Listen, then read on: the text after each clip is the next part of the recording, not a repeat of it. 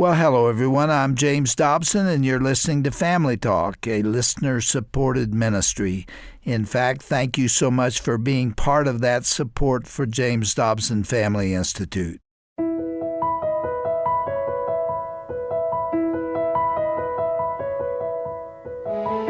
Hello, friends, and welcome to Family Talk, the listener-supported broadcast division of the Dr. James Dobson Family Institute. Dr. Dobson is still in California working on his new book, but we here at the ministry continue the daily work of bringing you valuable and inspirational content each and every day, and today is no exception.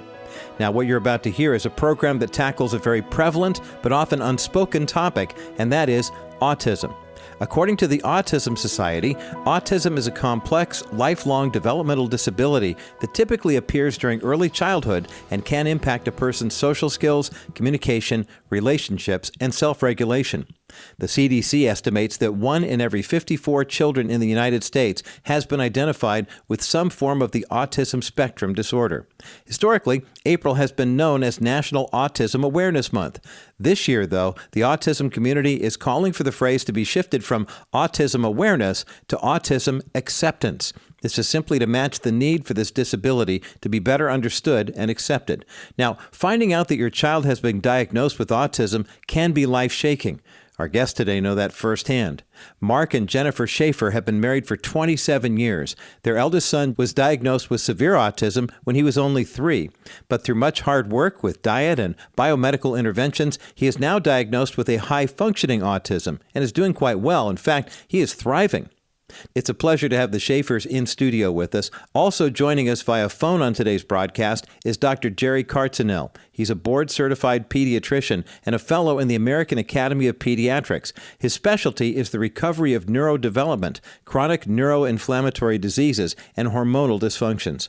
After receiving his medical degree at St. Louis University School of Medicine, he completed his residency in pediatric medicine while serving in the Air Force.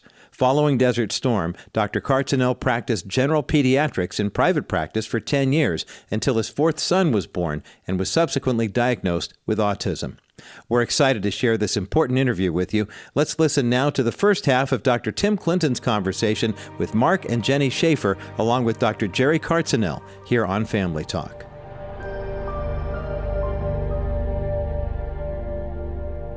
Welcome into Dr. James Dobson's Family Talk. I'm Dr. Tim Clinton, sitting in for Dr. Dobson today. Let me open today with a very sobering statistic. The CDC, the Center for Disease Control, just released its latest data. 1 in 36 children, 1 in 36 of our kids will at some point in their lives be diagnosed with this disorder. It's autism. Today, we're blessed to have 3 in-studio guests, and we're going to talk about autism. We're going to talk about what it's like to have a family with an autistic child and how God can bring great glory to himself through all of this. Our special guests include Mark and Jenny Shaffer. Mark's the Community Relations Manager at a Christian radio station, KWVE. Actually, that's where we're at right now, recording this particular program. It's great to have you, Mark. Thanks for inviting us in. No, it's great to have you guys here. And Dr. Dobson's show airs on this particular station. Absolutely. 2 to 2:30 every day? Every day. Every day. Monday through Friday. And his wife, Jenny. Jenny, welcome into Family Talk. Great to have you. Hello, thank you. And also joining us today is Dr. Cartzenell. Right. Jerry, great to have you join us. And I'm told, too, that you also have a child with autism, and you guys have collectively collaborated together. I think this should really be a robust program. Jerry, welcome in. Thank you very much. Hey, as we get started, Mark and Jenny, tell us a little bit about your family. Well, Jenny and I have been married now for 24 years. Come August, it'll be 25. And we started out with high expectations for family. We waited a number of years before having children. When we finally pulled the trigger on that, and God blessed us with our oldest son, Justice. And he is now 17 years old. He is a love of our lives. And Justice was diagnosed with autism just right at his 3rd birthday, basically. Just before age 3. Yeah. And so we have since had another son. Our younger son, Jordan, is 11 now. And it's just the two boys. We have a great family dynamic. We have been blessed. God has blessed our home. And we've been through a lot of struggles. We've been through a lot of family issues. And then we had this come out when Justice was 3. So this was back in 2001 when he was diagnosed. And it was a bombshell in our family. Can you take us back to maybe that day, that moment? What led up to that, Jenny? Well, I noticed something was wrong well before 2.5 years old. What'd you notice? Well, he wasn't talking. He didn't make eye contact. He would be flapping his hands and spinning in circles and walking on his tiptoes. And he wasn't like the other kids. And if I took him out to the park for the day, he wouldn't be playing appropriately like on the jungle gym. He'd be over in the planter, playing with the bark in the planter. It wasn't normal. He wasn't playing with his cars normal. He would just sit there and spin the wheel and watch the wheel spin and watch fans spin on the ceiling. And I kept saying, something's wrong, something's wrong. And it actually went on for a while, and I would take him into the pediatrician, and they would just blow me off and say, oh, well, boys talk later. But I just had this mom instinct in me that was just like nails on a chalkboard. And Mark wasn't really cluing into it. I wasn't. I was in total denial. I just believed what the doctor said, that, he's just talking late and he'll come around and it's okay, boys talk late. And I was in complete denial, but Jenny just had this unrest in her that, wouldn't let her give it up. And so it's interesting because I finally found this pediatrician in the area where we were living. And so I went in. I didn't get her as my doctor, but I got the old man pediatrician, and I walked my son in, and he was flapping, not making eye contact, doing all the shenanigans. And I said, at that point, I had researched so much, I realized he might have autism. And the doctor, I said to him, doesn't it look like he have autism? And he goes, hello. Really? And he said he definitely has this. He says, I work with the regional center at Children's Hospital of Oakland, and he wrote a script right away, go see the doctor there at Children's Hospital Oakland. He wasn't even able to complete the whole system of test. He wasn't even able to walk up the stairs because he had such horrible vestibular issues, and it's where you are in relation to, if he was up high, he couldn't handle it. It was just... And so she did half the testing, and he was diagnosed with severe autism. So when people often talk about autism, they talk autism spectrum disorder. I know there's some debate out there. Right. But in terms of severity, how is Justice? Well, now he's doing great. When he was first diagnosed, that doctor was like, well, good luck with this. And they sent us on our way. Really? Yeah, they just were like, good luck with this. You don't get a lot of empathy from the medical community, unfortunately. And at that time, let's just say at that time. Yeah, that's true. Because this was in 2003, actually. But once I did, finally figure out some things about him that were going on with him, we started working with him. We changed his diet, and we did all that biomedical kind of stuff, and he really, really responded to that. Right. And so now some would say he's very high functioning because he can talk. Yeah. You can have a conversation with him. He has interests. He's doing things that are more appropriate. However, I have friends that have nonverbal kids. First of all, I want to preface this all with Mark and I are one couple with a child with autism, and there is a saying that goes, once you've met one kid with autism, you've met one kid with autism. So I'm sharing our story. Your story. I don't want to put this out there this is everybody. I have some friends whose children can't talk, and they're like, you're so lucky your son can talk, but sometimes what he says is inappropriate, and or Sometimes it's off very subject, inappropriate. it's very strange. And so people kind of look at him and think like, oh, he's typical. But then he'll like say something really, really bizarre or not pertaining to the discussion. And they'll kind of be like, oh, that was weird. So it's difficult, because it's like, yes, he's high functioning. You can talk with him and he can do a lot of these things, but it can become a danger too. We'll talk more about that in just a moment. Julie and I actually have a very close friends, the Tomlins, who live back in Virginia, where we are from, and their oldest son, Coy, is autistic. We call him Awesome-tistic. Awesome-tistic. And Coy's amazing. He loves baseball. Yeah. We're a baseball family. He loves Right. baseball. So there's a lot of story here, but we certainly understand that. Yeah. Let me bring Dr. Jerry into the conversation here. Dr. Jerry, let me ask you real quick a little bit about your story and connecting some of the dots here with this family. Well, I'm a board-certified pediatrician, and I got brought into this when my fourth boy was diagnosed with autism, developed autistic characteristics and traits, losing language, losing eye contact, up most of the night, screaming, tantruming, hyperactive, diarrhea. And my wife basically said, now you got to figure out how to fix this. And I think God had a purpose of bringing Joshua into our life so that I could be helpful to other families around the country, around the world, bringing in medical treatments. And why we think about medical treatments with these children is even though they may have a diagnosis of autism, if an autistic child breaks his arm, well, we'll set it and we'll fix it. If an autistic child can't have normal bowel movements because they're constipated or having diarrhea, we should be able to fix that. Or if they're not sleeping through the night, well, we should be able to address that.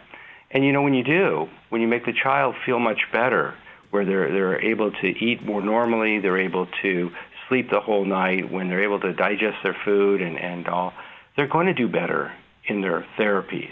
So that's when we hear about this biomedical intervention. But my wife and I learned firsthand how, spiritually devastating this is. The churches, especially back in the late, 1990s, 2000, were not set up for our kids. Nobody wanted to see Joshua coming in.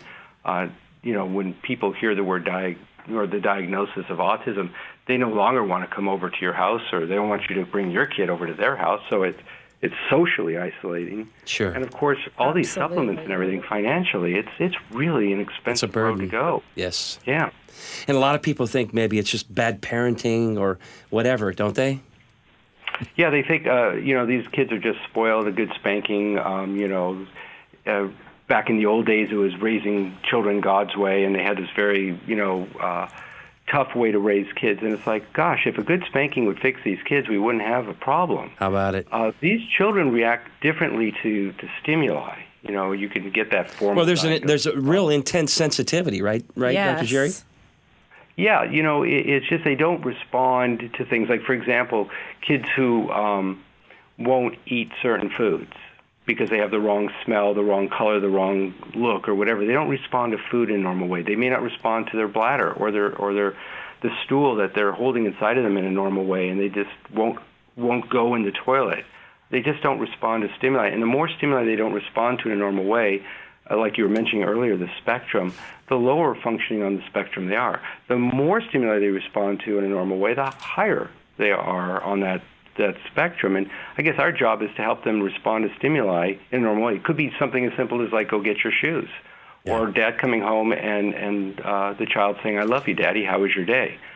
That's not a trick. That's an actual response to stimuli of a parent coming home from being at work all day. Yeah, so that's what we're trying to do with these kids. Dr. Jerry, I don't even think you know this right now, but Justice comes up to me every day when I come home from work and tells me how much he loves me, and that he's glad I'm home. And a lot of Jenny and I's story goes through Dr. Jerry.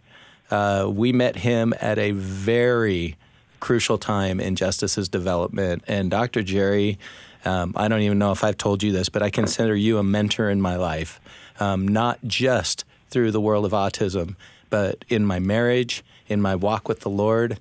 You have spoken words of wisdom into me that I hope have not fallen on deaf ears. So we're blessed to have all of you here on Family Talk. By the way, you're listening to Dr. James Dobson's Family Talk. I'm Dr. Tim Clinton, president of the American Association of Christian Counselors, filling in for Dr. Dobson today.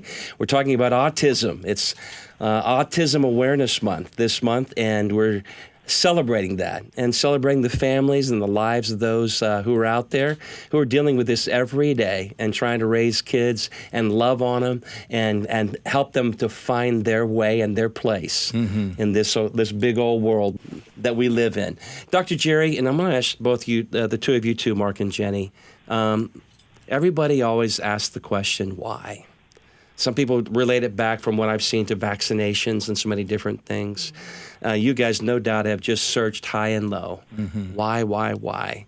Dr. Jerry, let me start with you. Maybe you can throw in some wisdom our way, and I'll come back to Mark and Jenny on it.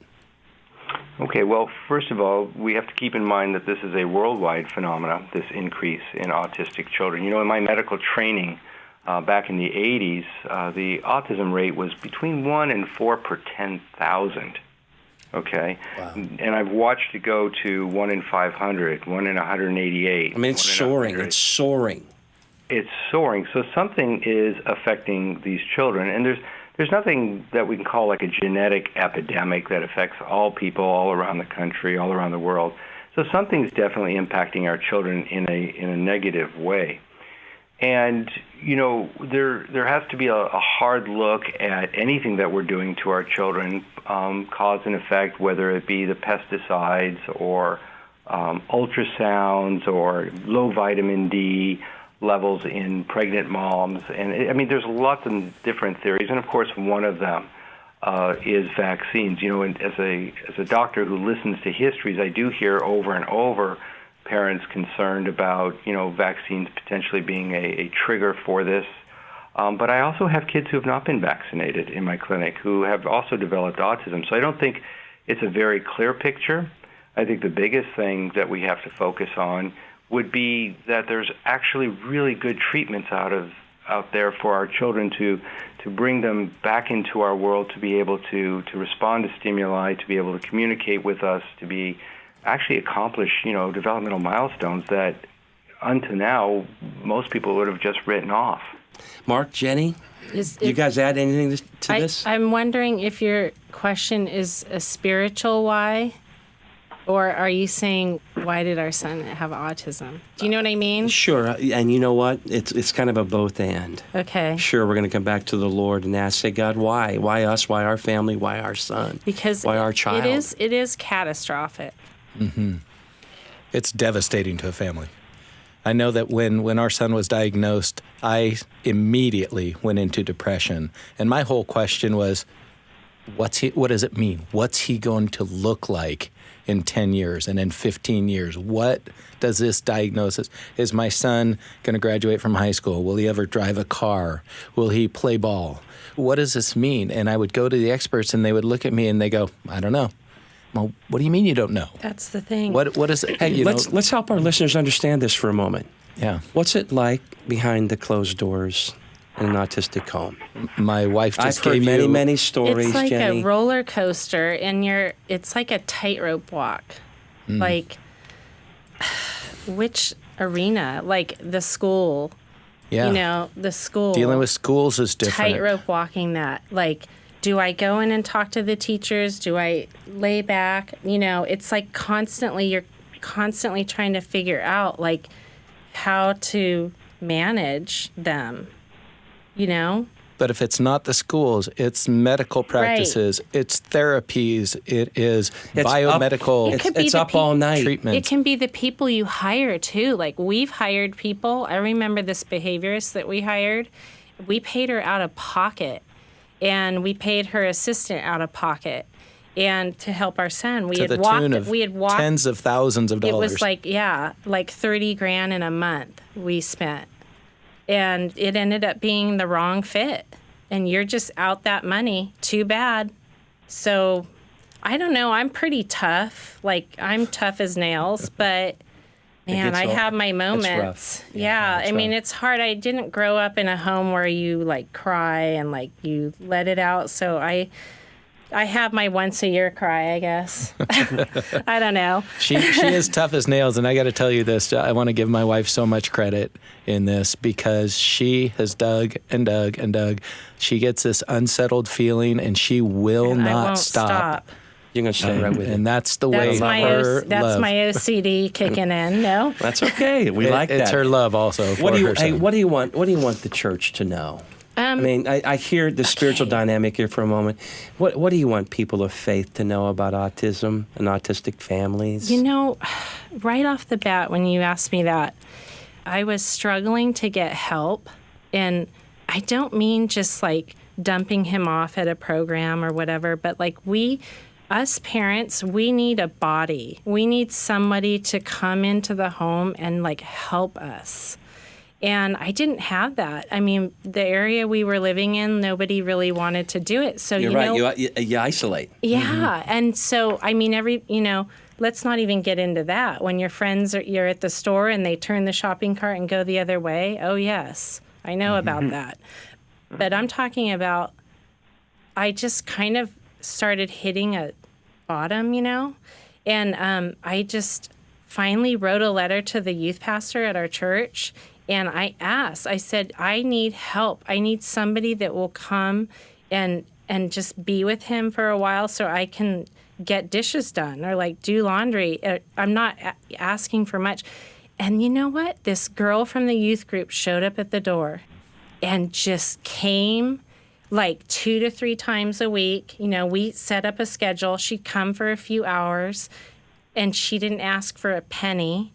After a while, I did start giving her, something. But, I mean, my encouragement to parents out there is get involved at the church. If that church isn't accommodating your kid, move on.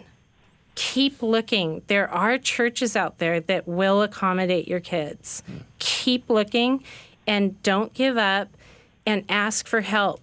People don't know what you need. They don't know what we need. They don't even know what you're going through. Mm-hmm. But you have to tell them what you're going through and ask for help. And don't Part stop of it's a until lack you of get understanding. It. True. And fear. There's fear. They're afraid. You hear what I'm saying? Mm-hmm. And they're afraid of being overwhelmed. They don't even know how to embrace this child, say he's severe. You hear what I'm saying? Yeah. What do I do? Yeah. It is scary. But one of the best piece of advice that I ever got on the spiritual side to what Jenny was just talking to came from Dr. Jerry. And that was, he told me, he goes, if your children don't like going to that church, find a different church. You and Jenny are spiritually mature. You can get fed anywhere. Go to a church where your kids want to go. And he was speaking specifically of Justice, and of course my younger son as well. And that's what we've done. Like Jenny said, move on to a different church. Find some place where your kids want to go, where they are welcoming.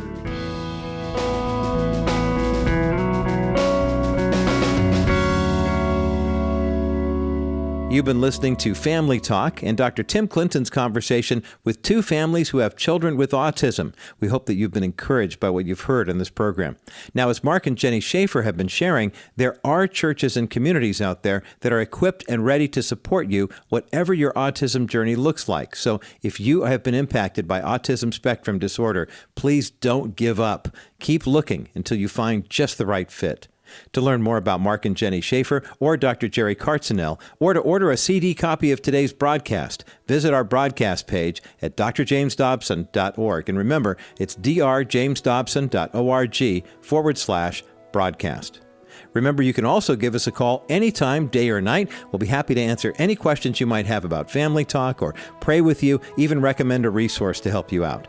Our number is 877-732-6825. That's 877-732-6825. I'm Roger Marsh. Thanks so much for listening today, and be sure to join us again tomorrow to hear more ideas about finding the right treatment for your unique child with autism. That's coming up on the next edition of Dr. James Dobson's Family Talk. This has been a presentation of the Dr. James Dobson Family Institute. Just how tough is it to be a good parent today? Dr. James Dobson for Family Talk. A couple of years ago, I asked 1,000 mothers and fathers to describe their greatest frustrations in raising kids. I heard all kinds of goofy stories in response about sticky telephones and wet toilet seats and shoestrings in a knot. One mother actually wanted to know why it is that a toddler never throws up in the bathroom. That would violate some kind of great unwritten law of the universe, to be sure. But in my poll, parents didn't merely laugh about their frustrations. They tended to blame themselves.